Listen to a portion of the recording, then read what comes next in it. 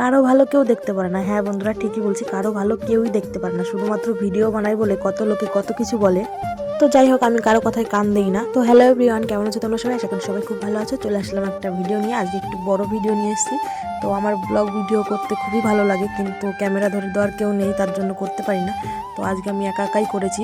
যদি কিছু ভুল হয়ে থাকে, তো কিছু ভুল হলে কমেন্ট বক্সে বলে যেও, তাহলে আমি পরের বার থেকে চেষ্টা করব যে ঠিকঠাকভাবে করার জন্য। তো দেখতেই পারলে সকাল সকাল আমি ঘুম থেকে উঠে বিছানাটা গুছিয়ে ঘরটা ঝাড় দিয়ে নিয়েছি, আর এখন উঠানটা ঝাড় দিয়ে নিচ্ছি। যেহেতু আমার একারই সংসার বলতে গেলে, তো এখন আমি উনুন থেকে ছাইটা বের করে নিচ্ছি। যেহেতু বাসি ছাই, এটা আমরা রাখি না, এটা ফেলে দিতে হয়। তো আমি উনুনের পাটটা ভালো করে ঝাড় দিয়ে নিয়েছি, এখন লেপে নেব।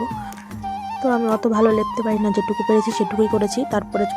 তারপর চলে আসলাম বাসন ধুতে, আর বাসনগুলো ধুয়ে নিচ্ছি। দেখো, বাসনগুলো ধোয়ার পরে আমি চলে এসেছিলাম এখানে হাঁড়ি নিয়ে। ভাতের যে হাঁড়িটা, সেটাই আমি ছাই দিয়ে নিচ্ছিলাম। বেশিরভাগ টাইমটাই উনুনে রান্না করি, তার জন্য আমি এরকম ছাই দিয়ে নিই, যাতে ভাতের হাঁড়িটা কালো না হয়ে যায়। তারপরে দেখো, আমাদের কাছে কুল হয়েছিল বিরাস করতে করতে, সেটাই দেখাচ্ছিলাম তোমাদেরকে কত কুল হয়েছে।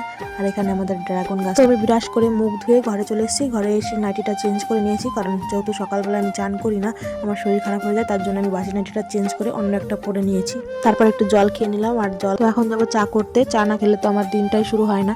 তো সকাল বিকাল আমার দুইবারই চা লাগে। তো আমার চা হয়ে গেছে, এখন চাটা খেয়ে নিই।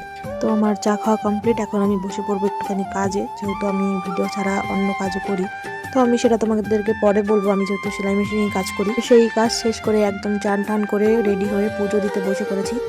তো পুজো দেওয়া কমপ্লিট, আর এখন আমি চুলটা আঁচড়ে নিচ্ছি, আর এখন সিঁদুর টিঁদুর পরে রান্না করতে যাবো, কারণ এখন রান্নাই করিনি।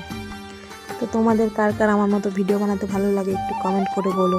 আর কি কোথা থেকে দেখছো ভিডিওটা অবশ্যই কমেন্ট করে বলবে। কিন্তু যেহেতু অনেক বেলা হয়ে গেছিলো, আমার খুব খিদে পেয়ে গেছিলো, তাই একটা পিঠে খেয়ে নিলাম। তারপর চলে আসলাম রান্নাঘরে, আর এই দেখো সবজি কেটে রেখে দিয়েছি। এখানে লাউ শাক পাতা বাটা হবে, এখানে টমেটো চচ্চড়ি, আর এখানে ডাটা আলু দিয়ে মাছের ঝোল, আর এখানে ভাত বসিয়ে দিয়ে। উনুনের রান্না কিন্তু একটা টেস্টি আলাদা হয় বন্ধুরা। তো আমার রান্না পুরো কমপ্লিট। এই দেখো, টমেটো আলু চচ্চড়িটা হয়ে গেছে, এখানে মাছের ঝোলটাও হয়ে গেছে, আর পাতাটা বাটা করা বাকি আছে, ওইটা আমি মিক্সিতে রেখে দিয়েছি, জাস্ট ঘুরিয়ে আনবো তাহলেই হয়ে যাবে।